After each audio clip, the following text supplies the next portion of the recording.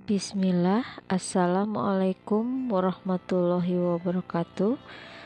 Kita lanjutkan kembali Tirani Matahari Terbit 3 yang akan membahas tentang masa pendudukan Jepang di Indonesia.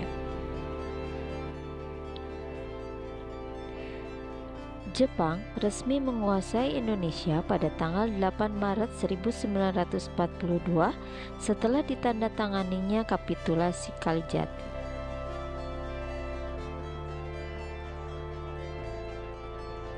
Jepang berhasil menduduki Hindia Belanda dengan tujuan untuk menguasai sumber-sumber alam, terutama minyak bumi, guna mendukung potensi perang Jepang serta mendukung industrinya.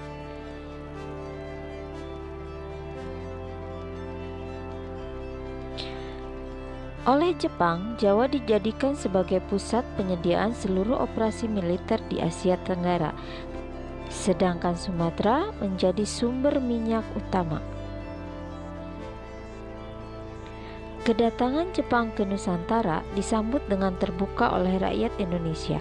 Jepang datang ke Indonesia dengan membawa semangat kemerdekaan dan pembebasan dari pemerintahan kolonial Belanda.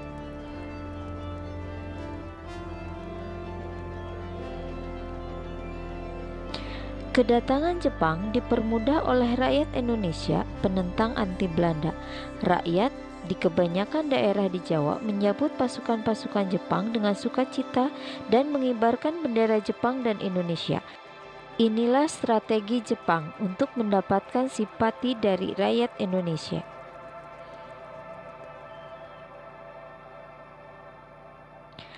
Kedatangan Jepang ke Indonesia dengan melucuti tentara sekutu dibarengi dengan semangat gerakan 3A, yaitu Nippon Pemimpin Asia, Nippon Pelindung Asia, dan Nippon Cahaya Asia.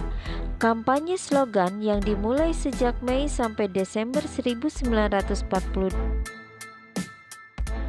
Pelaksanaan gerakan 3A diserahkan kepada bangsa Indonesia sendiri yang diketuai oleh Mr. Syamsuddin.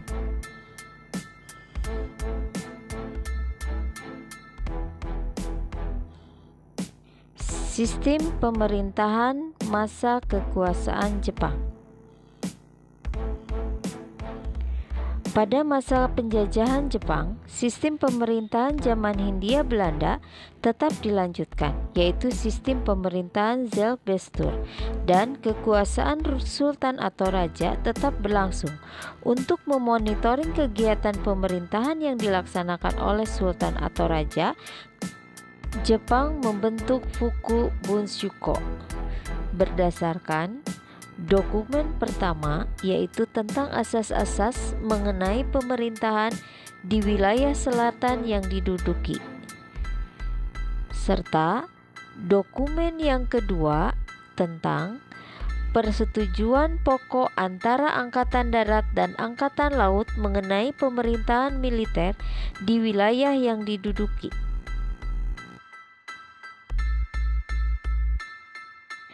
Dengan mengacu pada kedua dokumen itu, sejak kapitulasi atau sejak penyerahan kekuasaan Hindia Belanda kepada Jepang lewat perjanjian Kalijati pada tanggal 8 Maret 1942, maka berdirilah 3 pemerintahan militer Jepang di Indonesia. 1. Pulau Kalimantan, Sulawesi, Nusa Tenggara, Maluku, dan Papua dikuasai Angkatan Laut. Pimpinannya adalah Armada ke-8, Angkatan Laut Jepang bermarkas di Makassar. Yang kedua, Pulau Jawa dan Bali dipegang oleh Tentara ke-16 Angkatan Darat, markas besarnya di Batavia. Dan yang ketiga, Pulau Sumatera yang diperintah oleh Angkatan Darat ke-25 yang bermarkas besar di Bukit Tinggi. Meskipun hanya pemerintahan sementara, tetapi langsung diberlakukan sesuai dengan Osamu Senrei, undang-undang yang dikeluarkan oleh Panglima Tentara ke-16. Ketentuan dalam undang-undang tersebut adalah sebagai berikut. 1. Jabatan Gubernur Jenderal pada masa Hindia Belanda dihapuskan. Kekuasaannya diambil alih oleh Panglima Tentara Jepang di Jawa. Yang kedua, yaitu para pejabat pemerintah sipil beserta pegawainya di masa Hindia Belanda tetap diakui kedudukannya asalkan memiliki kesetiaan terhadap tentara pendudukan Jepang. Yang ketiga,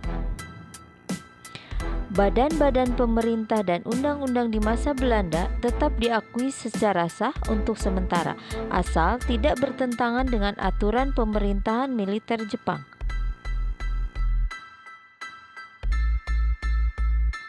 Adapun susunan pemerintahan militer Jepang yaitu Gunshirekan, Panglima Tentara. Kemudian Gunseikan, Kepala Pemerintahan Militer, dan Gunseibu, Koordinator Pemerintahan.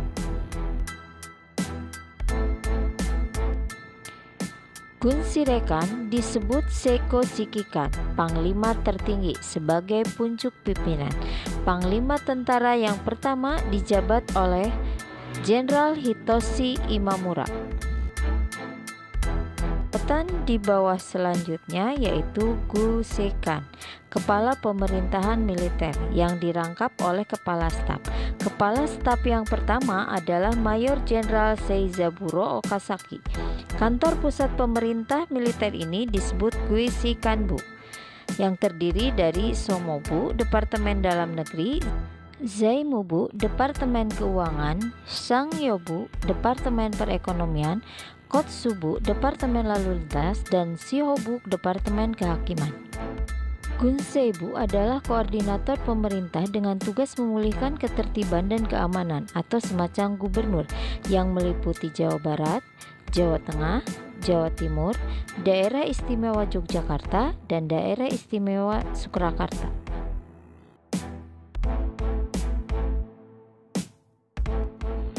Jabatan militer yang diperoleh seseorang berdasarkan sebagai berikut.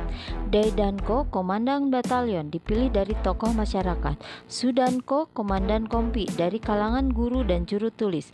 Sodanko, Komandan Peleton, dipilih dari kalangan pelajar sekolah lanjutan pertama dan sekolah lanjutan atas. Budanko, Komandan Regu, dipilih dari kalangan pemuda yang lulusan sekolah dasar. Dan Kyuhei, prajurit sukarela, dipilih dari kalangan pemuda yang masih setingkat sekolah dasar. Kita lanjut dengan sistem ekonomi pada masa kekuasaan Jepang.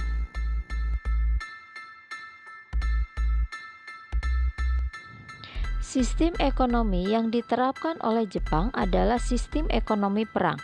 Sistem ekonomi perang adalah kebijakan mengarahkan semua kekuatan ekonomi untuk menopang keperluan perang.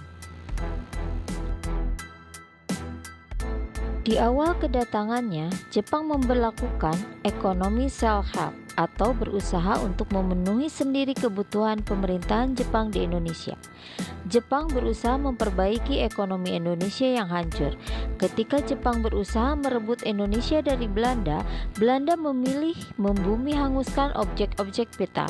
Ini dimaksudkan agar Jepang kesulitan mengambil alih Indonesia. Khusus pada bidang perkebunan, Jepang mengeluarkan Undang-Undang Nomor 322 Tahun 1942 yang menyatakan bahwa Gunseikan, kepala militer, langsung mengawasi perkebunan kopi, kina, karet, dan teh. Sedangkan komoditas yang dipaksa Jepang untuk ditanam oleh rakyat Indonesia yakni karet, kina, gula, dan beras.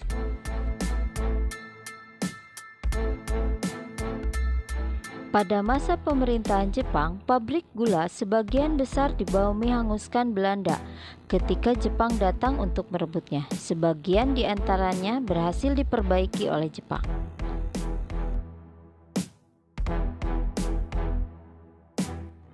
Sementara beras yang kekurangan persediaannya oleh Jepang diusahakan untuk ditanam di lahan-lahan baru. Rakyat diminta menghancurkan tanaman kopi dan teh. Para tawanan dipaksa bekerja menanam padi.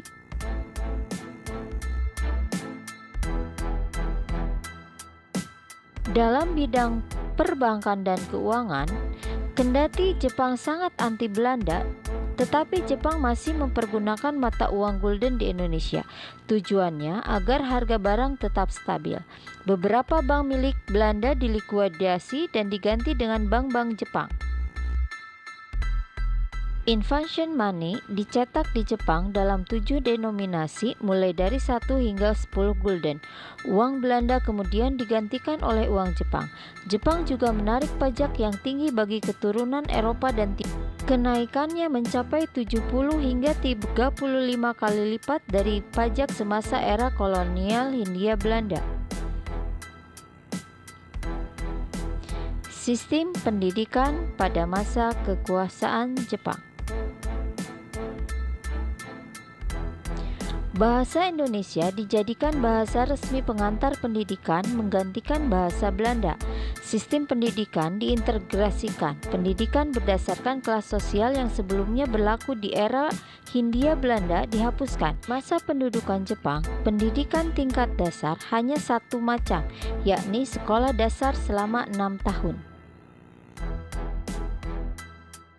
Pada masa kekuasaannya, Jepang menyeragamkan sekolah dasar di Indonesia agar mudah diawasi. Sekolah berbahasa Belanda ditutup, begitu juga materi pengetahuan soal Belanda dan Eropa. Sekolah swasta dilarang kecuali sekolah kejuruan dan sekolah bahasa. Taman siswa yang didirikan Ki Hajar Dewantara diubah namanya menjadi Taman Dewasa menjadi Taman Tani, sementara Taman Guru dan Taman Madya. Tetapi terhadap pendidikan Islam, Jepang berusaha mengambil simpati dengan sering mengunjungi pesantren sambil membawa bantuan dan tetap mengizinkan beroperasi. Salah satu contohnya adalah berkembangnya Barisan Hizbullah. Barisan Hizbullah yang mengajarkan latihan dasar militer diizinkan dan didukung Jepang. Kiai Haji Wahid Hasyim, Kahar Mujakir, dan Muhammad Hatta diperkenankan mendirikan sekolah tinggi Islam di Jakarta. Jepang juga mengizinkan berdirinya Pembela Tanah Air (PETA) yang merupakan cikal bakal TNI. Doktrin Jepang. Doktrin yang diberikan Jepang kepada para pengajar yaitu Hakko Issyu, yang artinya 8 penjuru di dunia di bawah satu atap. Jepang juga memberikan doktrin lain yakni Nippon Seishin atau latihan kemiliteran dan semangat Jepang. Jepang juga membentuk sekolah guru yang terdiri atas sekolah guru 2 tahun, sekolah guru 4 tahun, dan sekolah guru 6 tahun.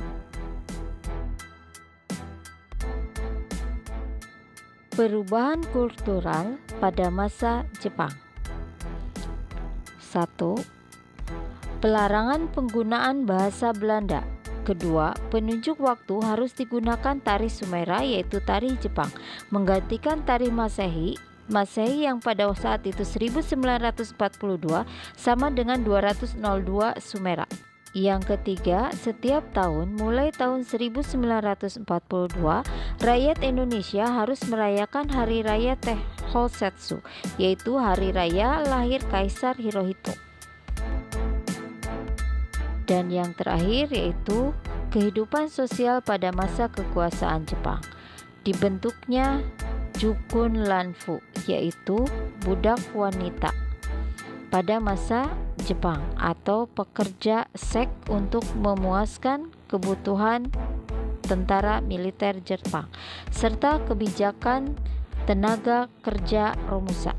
Romusa awalnya adalah pekerjaan sukarela, tetapi lambat laun menjadi kerja paksa.